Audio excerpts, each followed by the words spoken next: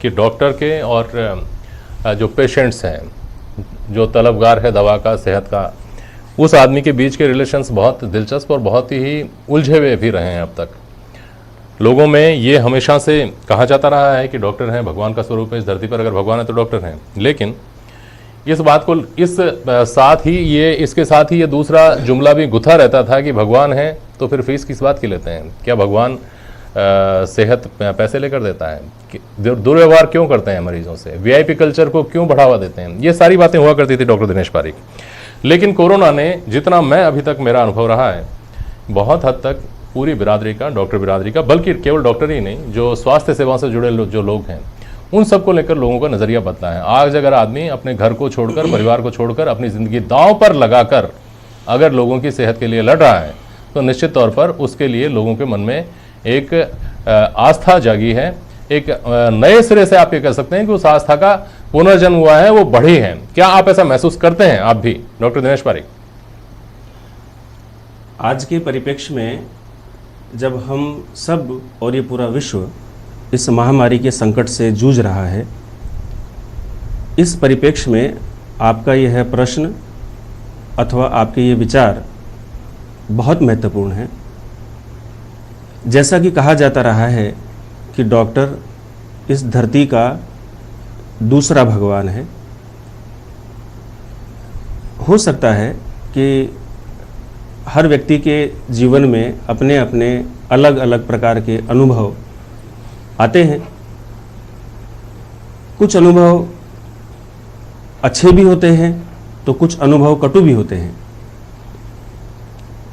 मेरा ऐसा मानना है कि हम जिस समाज में रहते हैं उस समाज में आज भी डॉक्टर्स के प्रति लोगों का जो नज़रिया है उसे मैं बहुत अच्छा नहीं कहूँगा। अभी तक जो रहा है जी, उसका कारण ये है कि समय समय पर ऐसी घटनाएं सामने आती हैं कि आप आपके किसी मरीज को लेकर गंभीर अवस्था में अस्पताल में पहुंच गए। आपका मरीज कितने दिनों से बीमार था, उसको कौन सी बीमारी थी, आपने उसका इलाज proper hospital, proper particular specialist से कराया नहीं कराया, डॉक्टर ने आपको जो जो जांचों की सलाह दी आपने करवाई या नहीं करवाई, यानी आपके उस गंभीर मरीज का जो बैकग्राउंड है उसका पता इमरजेंसी में जो ट्रीटिंग डॉक्टर है उसको पता नहीं रहता। दुनिया में मैं ये आपको गारंटी से कहना चाहता हूं, इस संसार में केवल और केवल एक ही ये पेशा, चिकित्सक का पेशा और ये जो मेडिकल प्रोफेशन है, यही एक ऐसा पेशा है जिसमें आज भी राम जिंदा है। इस संसार में कभी कोई भी चिकित्सक अपने मरीज की न जाति देखता है, न धर्म देखता है, न उसकी अमीरी देखता है, न उसकी गरीबी देखता है।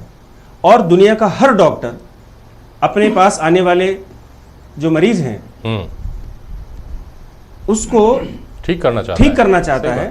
सही बात। उसके डॉक्टर के मन में अपने मरीज के प्रति कितनी करुणा, कितनी दया और कितना सेवा भाव होता है, इस बात को हो सकता है मरीज तो जानता हो, लेकिन बाकी अन्य जो लोग हैं वो शायद इस बात को उस वक्त तो कम ही जानते हैं। ठीक। और विभिन्न प्रकार की हिंसाएं चिकित्सकों के साथ, विभिन्न प्रकार की मारपीट, विभिन्न प्रकार के उनके ऊपर एलिगेशंस कि डॉक्टर ने मार दिया, गलत इंजेक्शन लगा दिया। मैं आपसे इस चैनल के माध्यम से एक प्रश्न पूछना चाहता हूं कि राष्ट्रीय राजमार्गों पर विभिन्न प्रकार की दुर्घटनाएं होती हैं, विभिन्न प्रकार के बड़े बड़े गड्ढे होते हैं, और कोई भी साधन वाला व्यक्ति अगर उस गड्ढे में गिरकर दुर्घटना का शिकार होता है और मौके पर अगर उसकी मृत्यु हो जाती है तो इसके लिए कौन जिम्मेदार है? बड़े बड़े फ्लाईओवर बनते हैं, ब्रिज बनते हैं, वो टूटते हैं, उसके सही लिए बात है। कौन जिम्मेदार है? सही बात है, उन दुर्घटनाओं पर सवाल नहीं उठाए जाते जी। और डॉक्टर के हाथ से अगर न चाहते हुए भी कोई भी डॉक्टर सही कर रहे हैं, आप स्वाभाविक रूप से चाहता है कि उसका पेशेंट ठीक हो और घर जाए, उसको इसी में संतोष मिलता है। लेकिन इस तरह की घटनाएं होती हैं। लेकिन इस दौर में फिर भी कुछ ऐसी चीज़ें सामने आई हैं जो हर किसी आदमी को सोचने पर मजबूर करेंगी। डॉक्टर दिनेश पारिक साहब, सूरज सोनी जी, मैंने एक घटना के बारे में पढ़ा, पिछले कल या परसों मैंने पढ़ा, एक डॉक्टर जिसकी माँ का देहांत हो गया है, वो डॉक्टर राममूर्ति मीणा उनका नाम है, और एसएमएस में वो अपनी सेवाएं दे रहे हैं। वो अपनी माँ के पास जाकर उनकी अंत्येष्टि में शामिल होने से, उनको मुखाग्नि देने से ज़्यादा ज़रूरी उन्होंने ये समझा कि मैं समाज में जो हज़ारों लोगों की माएँ हैं, जो लोग हैं यहाँ भर्ती हैं अस्पताल में, मैं उनकी सेवा करता रहूँ। तो डॉक्टर दिनेश पारिक जो कह रहे हैं वो शिकायत मेडिकल प्रोफेशन के लोगों की बिल्कुल जायज़ है, इससे पहले जिस तरह के सवाल उठते रहे हैं उनके हवाले से। लेकिन अब नज़रिया बदलेगा, ये बात बिल्कुल पुख्ता तरीके से समझ में आती है। सूरज सोनी, संक्षेप में जवाब दीजिएगा, मैं डॉक्टर राजीव नागर के पास जाऊँगा। देखिए, मैंने पहले भी ये जितनी भी आज तक डॉक्टर्स की जो हड़ताल होती है और होती है, उन पे मैं रहा हूँ, बीच में एक्टिव रहा हूँ, डॉक्टर्स के बीच में भी गया हूँ। तो उसमें एक कारण निकल करके आता है कि कहीं ना कहीं आपसी जो सामंजस्य होता है, समझ का भाव होता है, उसमें ऐसी जो है घटनाएं बड़ी हो जाती है।